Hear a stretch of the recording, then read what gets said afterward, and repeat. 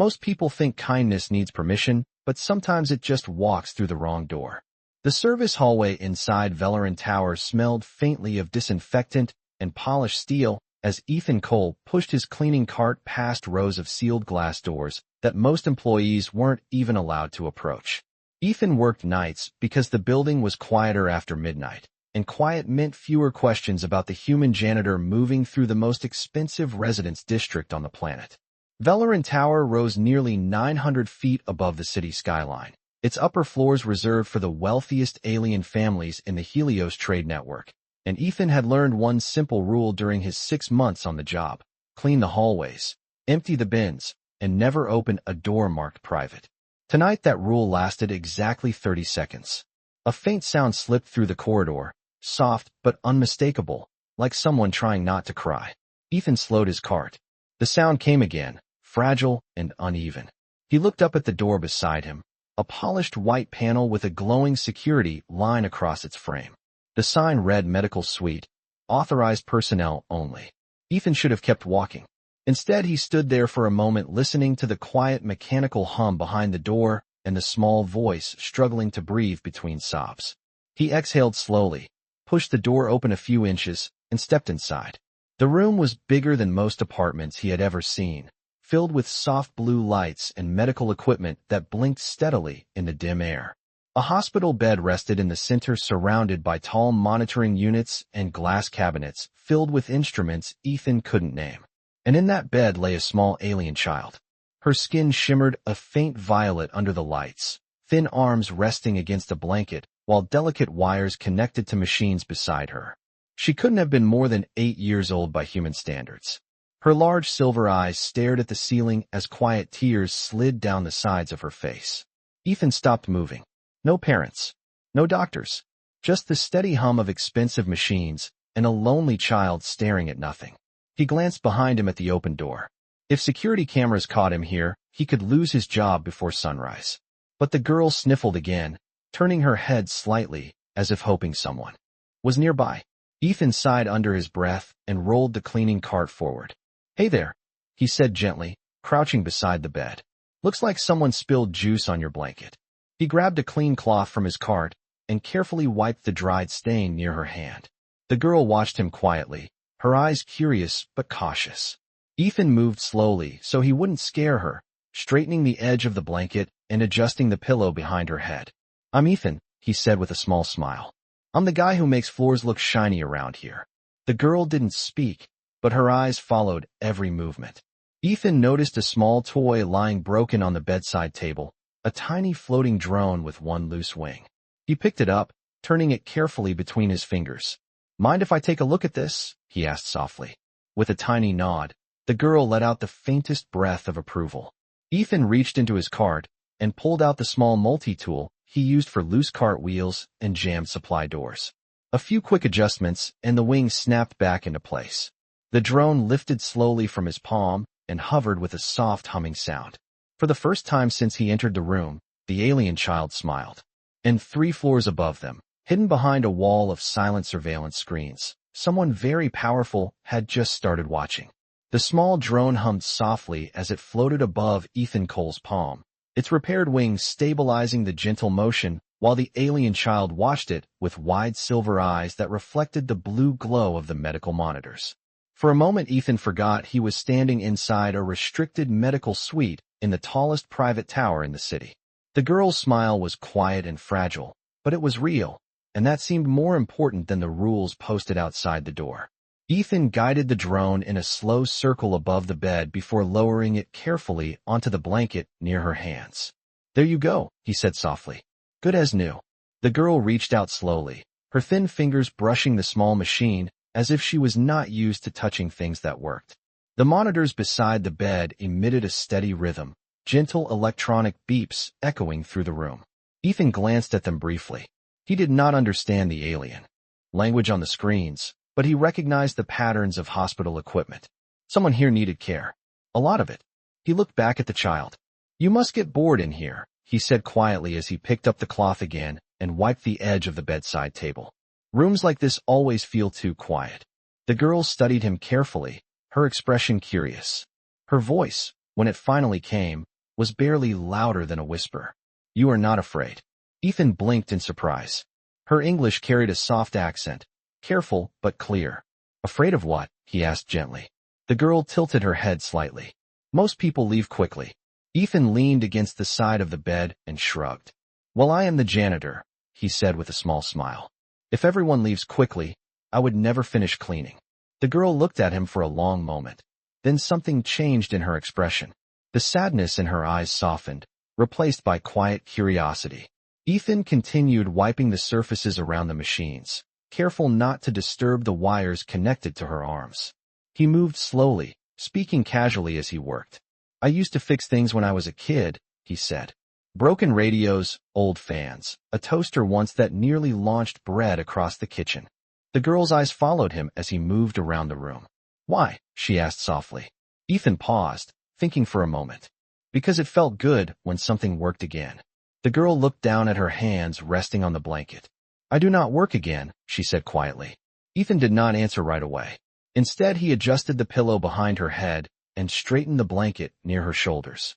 "Machines break," he said gently. "People just need time." The girl watched him carefully, as if trying to decide whether she believed that. After a moment, she reached toward the small drone again, letting it hover above her hand.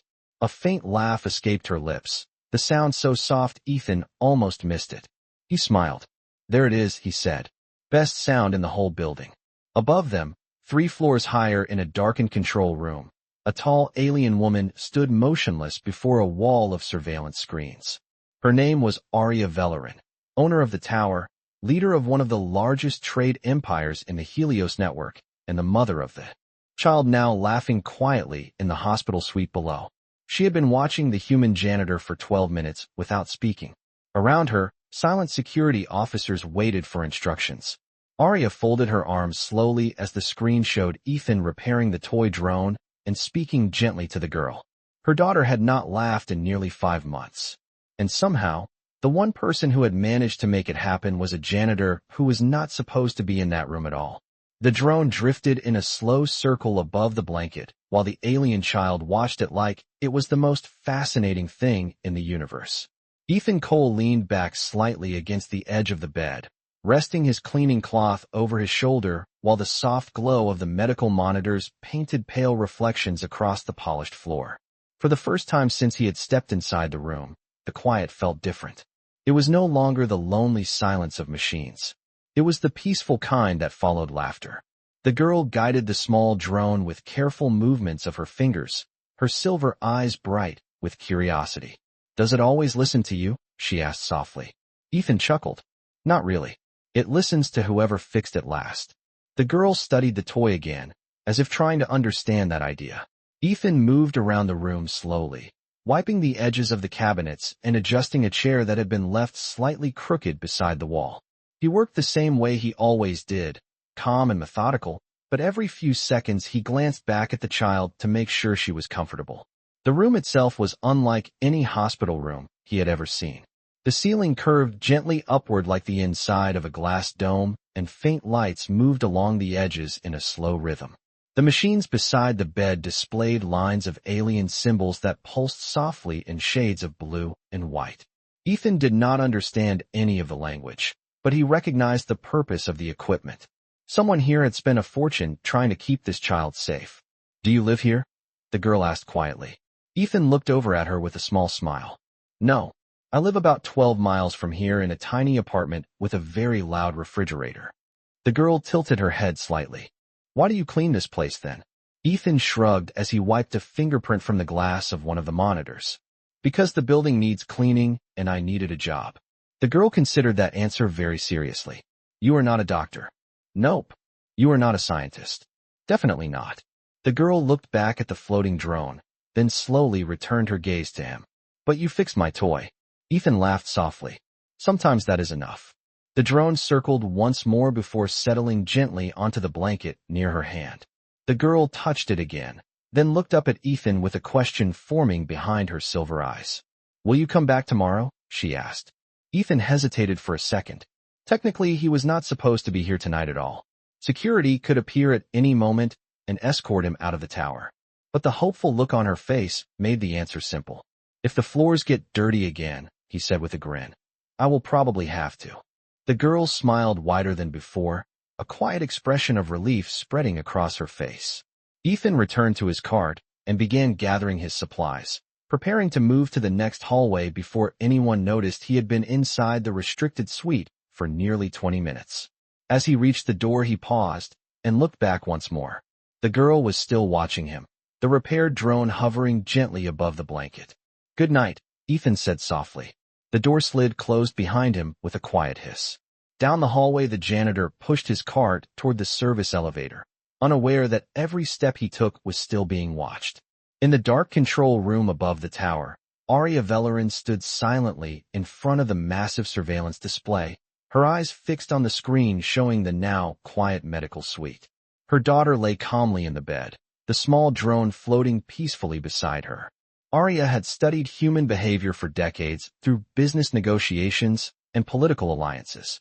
Humans were ambitious, emotional, unpredictable, but what she had just witnessed did not fit any category she knew. The janitor had not asked for attention. He had not even realized anyone was watching. Yet somehow he had done something that the most advanced medical specialists in the galaxy had failed to do. He had made her daughter smile again. And for the first time in months, Aria Vellerin felt something she rarely allowed herself to feel. Curiosity. The next night, the hallways of Vellerin Tower were just as quiet as before, the polished floors reflecting the long strips of ceiling lights, while Ethan Cole pushed his cleaning cart past rows of silent doors. Midnight had already passed and most of the residents were asleep, which meant the building belonged to maintenance crews and security cameras. Ethan worked steadily, wiping glass panels and collecting trash bags while the elevator counters softly counted the floors above him. But every few minutes his eyes drifted toward the same hallway where the restricted medical suite waited behind its glowing white door. He told himself he should ignore it tonight. Yesterday had been a mistake. A harmless one maybe, but still the kind that could get him fired if the wrong supervisor checked the security logs. Yet the memory of the girl's quiet smile refused to leave his mind. Eventually Ethan sighed, pushed the cart toward the door, and tapped the access panel that maintenance workers used for cleaning schedules. The panel blinked green. The door slid open with the same soft hiss as before. The room looked exactly the same as it had the night before. Blue lights glowing along the walls, machines humming in patient rhythm, and the small alien girl lying in the bed beneath a blanket that still held the repaired drone resting beside her pillow. But this time she was not crying. The moment Ethan stepped inside, her silver eyes opened and brightened immediately. You came back, she said quietly. Ethan leaned his cart against the wall and smiled. Looks like someone spilled more imaginary juice on the floor, he replied. The girl laughed softly, a small sound that echoed warmly against the curved ceiling of the room. Ethan began wiping the nearby counter, working slowly while keeping one eye on the child. How was your day, he asked. The girl considered the question as if it was unusual. Doctors came, she said. They checked the machines. They spoke about numbers. Ethan nodded. Doctors like numbers. The girl looked toward the drone. They did not stay long. Ethan finished cleaning the counter and walked closer to the bed. Well, I am off duty from numbers tonight, he said, picking up the drone and letting it float gently above her. And again. The girl watched the tiny machine hover with the same fascination as before. My name is Lyra, she said after a moment. Ethan blinked in surprise. Nice to meet you, Lyra. She studied him carefully. You are Ethan. Ethan smiled. Guess I mentioned that yesterday. Lyra's expression softened with something close to relief. People do not stay long here, she said quietly. Ethan leaned his elbow against the side rail of the bed. Hospitals make people uncomfortable, he answered honestly. But you are not uncomfortable. Ethan looked around the quiet room for a moment. I have cleaned worse places, he said with a shrug. Lyra laughed again, the sound a little stronger this time. Above them, hidden in the control room, Aria Vellerin stood watching the screen once more. Tonight she was not alone. Two silent security officers stood several feet behind her, while rows of monitors displayed different angles of the medical suite. On the central screen, the human janitor was adjusting the blanket around her daughter while casually guiding the small drone through the air. Aria observed every movement with careful attention. Has he attempted contact with anyone else in the building? She asked without turning around. No, one officer replied. His work record shows normal activity across the lower maintenance floors. Arya remained silent for several seconds. On the screen, Lyra was smiling again, while the human spoke quietly beside her bed. Arya folded her arms slowly. For months, the greatest specialists in three-star systems had tried to improve her daughter's condition. None of them had succeeded in doing something as simple as this. They had not made her laugh. And the human janitor still had no idea that the most powerful woman in the tower was watching him every night. The third night arrived with the same quiet stillness that always settled over Velarin Tower after midnight. The towering glass structure glowing softly against the dark skyline, while service elevators moved slowly between maintenance floors. Ethan Cole pushed his cleaning cart through the silent hallway, the wheels rolling smoothly across the polished marble as he checked the schedule on the small tablet clipped to the side of the cart. Technically, his route tonight did not include the restricted medical suite. It was assigned to a specialized sanitation crew that normally arrived once every 48 hours. But Ethan found himself steering the cart toward that hallway anyway, almost without thinking. The door recognized his maintenance access and slid open with a gentle hiss. Inside, the blue lights of the medical equipment glowed softly, just as before. Lyra was awake again. The moment she saw him, her expression brightened in a way that made the quiet room feel warmer. "Hello, Ethan," she said softly. Ethan smiled and leaned his cart against the wall. "Good evening, Lyra. How are the machines behaving tonight?" Lyra glanced toward the monitors beside her bed. "They are still making their music." The steady beeping echoed gently through the room. Ethan picked up the cloth from his cart and began wiping the side table again, even though it was already spotless. "Then I guess my job tonight is to keep the rest of the place just as clean." Lyra watched him carefully. There was something different in her eyes now. The hesitation from the first night was gone. In its place was curiosity. "Did you bring another story?" she asked. Ethan paused for a second before laughing quietly. "I did not know I was scheduled for storytelling services." Lyra tilted her head slightly. "You told one about the ocean." Ethan nodded slowly as he wiped the edge of a glass cabinet. "That is true." He leaned against the bed rail again and folded his arms comfortably. "All right then. Tonight, I will tell you about snow." Lyra blinked. "Snow?" Ethan smiled. "Frozen water that falls from the sky. Back on Earth, it covers everything in white during the winter. Houses, trees, cars, everything." Lyra listened closely, her silver eyes focused completely on him. "Is it cold?" Ethan laughed softly. "Very cold. Sometimes 10 degrees Fahrenheit. Your nose freezes and your boots fill with snow if you walk too far." Lyra seemed fascinated by the idea. "Do children play in it?" Ethan nodded. "All the time. Snowball fights, snowmen, sledding down hills." Lyra watched him describe the scene with quiet wonder, as if he was talking about another universe entirely. The drone floated gently above the blanket while she listened. Upstairs in the control room, Arya Velarin stood with her hands behind her back, studying the screen that showed the conversation. Tonight she had dismissed the security officers. She preferred silence while observing. The human janitor was standing beside the bed again, telling a story about something called snow while her daughter listened like a student hearing a new language. Arya noticed a small detail that made her narrow her eyes slightly. Lyra's vital signs on the monitor were different tonight. The stress patterns that usually filled the graphs were calmer.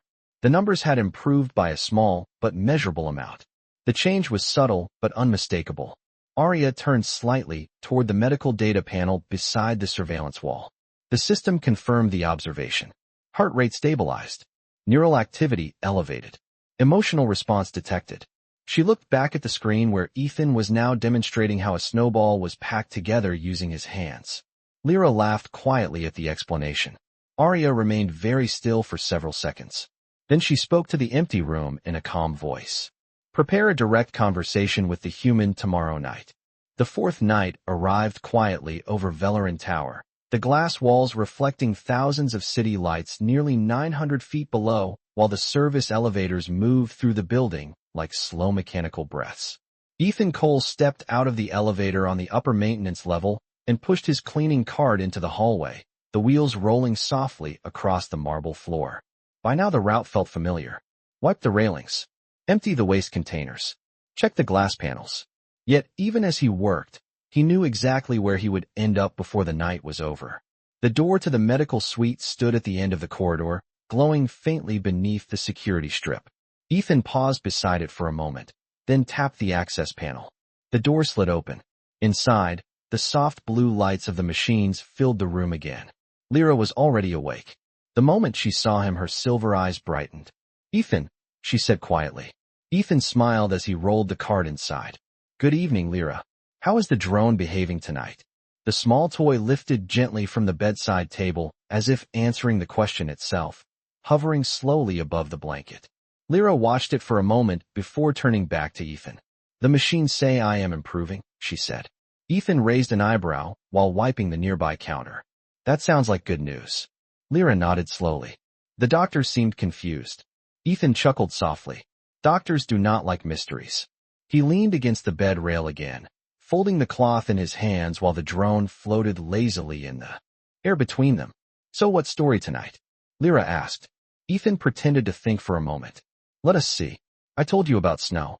Maybe tonight we talk about baseball." Lyra tilted her head. "Baseball?" Ethan smiled. "It is a game humans play with a small white ball and a wooden bat." He grabbed an empty cleaning spray bottle and gently tapped it against his palm like a bat. "You throw the ball. Someone tries to hit it. If they do, they run." Lyra watched carefully. "Why?" Ethan laughed quietly. "Honestly, nobody really knows. Humans just enjoy running in circles sometimes." Lyra laughed again, the soft sound echoing through the curved room. The machines beside her bed continued their steady rhythm, but the lines across the monitors now moved with calmer patterns than they had days earlier. Ethan noticed, but did not comment. He simply kept talking, describing stadiums filled with cheering fans and summer afternoons under bright sunlight. Lyra listened as if he was describing an entire world she had never seen. Above them, the control room was dark except for the glow of the surveillance screens.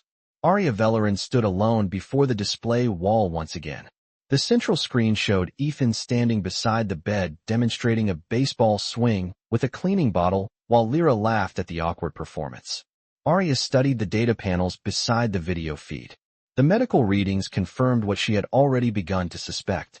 Stress levels reduced. Neural activity increased. Emotional response stabilized. She folded her arms slowly. For months, she had purchased the most advanced treatments available across 3-star systems. None of them had produced results like this. Yet somehow a human janitor telling stories about snow and baseball had done what medical science could not. Arya reached forward and pressed a small control on the console. A message quietly traveled through the tower security network. When Ethan Cole finished his shift tonight, he would not return to his small apartment 12 miles away. Instead, the elevator waiting for him would bring him somewhere else entirely. And for the first time since this strange situation began, Arya Vellerin intended to speak to the human herself. The elevator doors closed behind Ethan Cole with a soft metallic sound that echoed through the empty lobby of Vellerin Tower. His shift had officially ended 12 minutes earlier, and normally by now he would already be walking toward the transit station outside the building. Instead, the elevator display above him lit up with a number he had never seen during his entire time working here. Level 87. Ethan frowned slightly as the elevator began rising smoothly through the tower. Maintenance staff were never scheduled above the service levels on the lower floors. The elevator continued climbing silently, the city lights outside the glass walls growing smaller and farther away as the building rose above the skyline. When the doors finally opened, Ethan stepped into a hallway that looked nothing like the maintenance corridors he was used to. The floor was polished black stone. The ceiling curved upward nearly 20 feet, lined with soft golden lights that reflected off smooth metallic walls. Large windows stretched along one side of the hall, revealing the entire city glowing beneath the night sky. Ethan pushed his empty cleaning cart forward slowly, uncertain whether he had taken the wrong elevator. Then he noticed the security officers.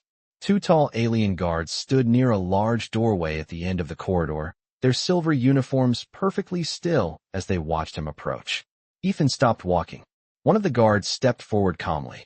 "Ethan Cole," the guard said in clear English. Ethan blinked. "Yes." The guard gestured toward the large doors behind him. "You have been requested." Ethan felt a knot of confusion tighten in his stomach. Requested by who? He had never spoken to anyone who lived on these upper levels. But before he could ask another question, the doors behind the guard slid open silently. The room beyond was enormous. The ceiling rose high above a wide chamber filled with soft ambient light and elegant furniture arranged across polished floors. At the far end of the room stood a tall figure beside a wide glass window that overlooked the entire city. Even from across the room, Ethan could tell she was not human. Her posture was straight and composed, her dark violet skin reflecting the glow of the city lights behind her. Long silver hair fell across her shoulders like a curtain of pale metal. Ethan felt the guard step aside as he slowly walked into the room. The woman turned toward him. Her eyes were sharp and intelligent, the same silver color he had seen every night in the medical suite. For a moment, neither of them spoke. Ethan realized with a quiet shock that he was looking at the mother of the child he had been visiting. Aria Vellerin studied the human janitor carefully, her gaze calm but focused. "You are Ethan Cole," she said at last. Ethan nodded slowly. "Yes, ma'am." Aria walked a few steps closer, the soft sound of her footsteps echoing across the polished floor. "For the past 4 nights you have entered a restricted medical suite inside this tower," she continued. Ethan felt his stomach drop slightly. He glanced at the floor before answering honestly. "Yes, ma'am." The room fell silent again for a moment. Aria's expression did not change. "You repaired a small drone toy," she said. "You told my daughter stories about snow and baseball." Ethan looked up in surprise. "Your daughter?" Aria nodded once. "Lyra." Ethan exhaled quietly. "She seemed lonely," he said simply. Aria watched him carefully, studying his face for any sign of hesitation or calculation. There was none. The human janitor stood in the center of the most powerful residence in the tower, looking slightly uncomfortable but completely sincere. Aria folded her hands behind her back.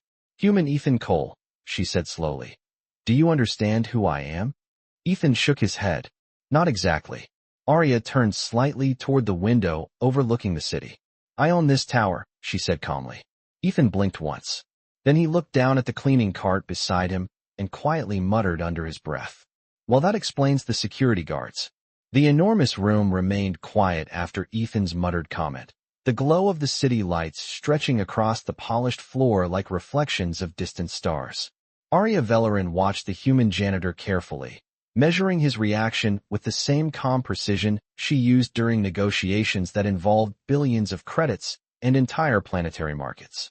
Yet the man standing in front of her did not look impressed, intimidated, or even particularly nervous. Mostly he looked confused. Ethan shifted his weight slightly beside his cleaning cart and glanced toward the giant windows that overlooked the city nearly 900 feet below. "So," he said slowly, "that makes you the boss of the building I mop." Aria's expression softened almost imperceptibly, though her voice remained composed. "That is one way to describe it." She stepped closer, her silver eyes studying him with quiet curiosity. "Tell me something, Ethan Cole. When you entered my daughter's medical suite for the first time, did you know who she was?" Ethan shook his head immediately. "No, ma'am." "Did you know the room was restricted?" Ethan hesitated for half a second before answering honestly. "Yes, ma'am." Aria raised one eyebrow slightly. "Yet you entered anyway." Ethan rubbed the back of his neck in mild embarrassment. "She was crying," he said simply. The explanation hung in the air between them like the most obvious fact in the universe. Aria watched him carefully. In the worlds she normally operated in, decisions were calculated and strategic. Every action had a purpose connected to profit, influence, or advantage. But the human janitor had just admitted that he broke the rules for a reason that carried no benefit for himself at all. She turned slightly toward the wide window again, the lights of the city stretching endlessly beyond the glass. "My daughter has been under the care of the most advanced medical specialists available across 3-star systems," Aria said calmly. "They have studied her condition for months." Ethan listened quietly, unsure where the conversation was heading. Aria continued speaking. "They brought the most sophisticated machines, the most expensive treatments, the most brilliant scientific minds." She paused for a moment before turning back toward him. None of them made her laugh. Ethan blinked once, slightly uncomfortable with the sudden seriousness in her voice. "I just fixed a toy," he said quietly. Aria studied his face again, searching for pride or expectation. There was none. The human truly believed that was all he had done. Aria walked a few steps closer until she stood only a few feet away from him. "When you spoke with Lyra," she asked, Did you do so because you hoped for a reward? Ethan looked genuinely surprised. A reward? Arya nodded once. Ethan shook his head slowly. No, ma'am. I was just cleaning the room. For a long moment, neither of them spoke. The quiet hum of the building's systems filled the space around them. Finally, Arya folded her hands behind her back again. Every night you returned, she said, even though you knew you were not supposed to. Ethan gave a small shrug. The floors still needed cleaning, he said. The answer was so straightforward that Arya almost smiled. She walked toward a sleek table positioned near the center of the room and activated a small panel on its surface. A thin sheet of glowing data appeared above the table. Human Ethan Cole, she said calmly. I have one final question. Ethan waited. Arya met his eyes again. If you knew that helping my daughter could change your entire life, would you still have done it? Ethan thought about that for a moment before answering. Then he gave the simplest response possible. I did not think about my life, he said. I thought about hers. Arya Velerin studied the human janitor in silence. And for the first time since their conversation began, she understood exactly why her daughter trusted him. The room stayed quiet for several seconds after Ethan finished speaking, the kind of quiet that felt deeper than simple silence. Outside the enormous windows, the city continued moving far below, rivers of headlights flowing through streets that looked like glowing lines drawn across the dark. Arya Velerin slowly turned away from Ethan and walked toward the window again, her hands resting behind her back as she studied the horizon. The human janitor waited beside his cleaning cart, unsure whether he had just said something important or something foolish. Finally, Arya spoke again. My people measure value differently than humans, she said calmly. We measure intelligence, strategy, influence, longevity. We reward those who can calculate outcomes before others even see the possibilities. Ethan nodded slowly, even though he did not fully understand. Arya continued. But there is one thing we have never fully understood about humans. She turned back toward him, her silver eyes reflecting the soft lights of the room. You help each other even when there is no advantage. Ethan shrugged lightly. Sometimes people just need someone to sit with them, he said. Arya studied him for a long moment. Then she walked toward a control panel embedded into the wall beside the large doors. With a quiet touch, the panel illuminated. Several lines of glowing information appeared in the air above it. Ethan watched curiously as Arya selected one of the lines. Moments later, the large doors opened again, and the two security officers stepped inside the room. Arya spoke to them calmly in her own language, the sounds flowing with smooth musical tones Ethan could not understand. The guards nodded once and then left the room again. When the doors closed, Arya turned back to Ethan. My daughter will continue receiving the best medical care available, she said. But beginning tomorrow night, you will also continue visiting her. Ethan blinked. I will. Arya nodded once. Yes. Ethan hesitated. Am I still cleaning the floors? Arya allowed the faintest hint of amusement to touch her voice. If you wish. Ethan rubbed his chin thoughtfully. Honestly, the floors up here look pretty clean already. Arya took a few steps closer again. Your job description will change, she said. You will still be employed by this building, but your primary responsibility will be spending time with Lyra. Ethan stared at her for a moment, as if trying to process what he had just heard. You are hiring me to talk to your kid? Arya answered calmly. I am hiring you to continue being the person she trusts. Ethan looked down at his cleaning cart, then back at the alien billionaire who owned the entire tower. I do not have any medical training, he said carefully. Good, Arya replied. Ethan frowned slightly. That is good. Arya nodded once. My daughter already has doctors. What she does not have is someone who treats her like a normal child. Ethan considered that quietly. Then he gave a small nod. Okay, he said. Arya turned toward the window again, the city lights stretching endlessly beneath the night sky. For a moment, neither of them spoke. Finally, she said one last thing, her voice softer than before. Human Ethan Cole. Ethan looked up. Arya kept her eyes on the stars above the city. In a universe filled with power, she said quietly, your species still believes kindness matters. Ethan leaned lightly against his cleaning cart and looked out the window beside her. Where I come from, he said. That is just called being human. And somewhere many floors below, in a quiet medical room filled with soft light, a little girl was already waiting for her friend to come back tomorrow night.